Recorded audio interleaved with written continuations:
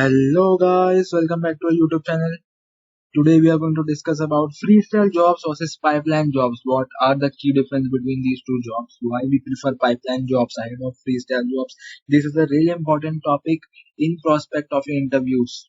People really ask this question because this is a really important and a fundamental question about Jenkins. If you are able to answer this question, then interviewer will know that you know all the fundamentals of Jenkins. So let's get started, guys. All pipelines builds run in the master as flyweight executors. Pipeline builds actually start the minute they are dequeued. Flyweight executors are just threads running inside the Jenkins controller JVM. What are flyweight executors? They are just the threads that are running inside the Jenkins controller JVM. Flyweight executors are unlimited and will be created automatically when needed. Unlike heavyweight executor, which are limited based on their nodes configuration. Okay. What happens in the pipeline? Why pipeline is more efficient than freestyle? Because all pipelines built run in the master as a flyweight executors. What are flyweight executors? Flyweight executors are just threads running inside the Jenkins controller JVM. Flyweight executors are unlimited and will be created automatically when it's needed. Not like heavyweight executors which are limited based on the node's configuration. Now let's move on to the key difference. Pipeline jobs are durable, but freestyle jobs are not durable. This is the key functionality of pipeline job which I explained in the last video.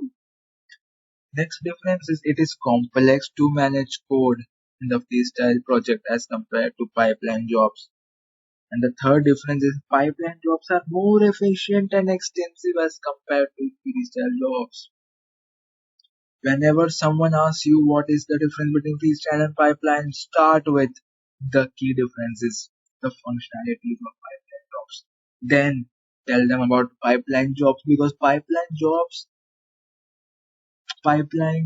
run in the master with the help of the flyweight executors. And what are flyweight executors? They are just the threads running inside the Jenkins controller JVM.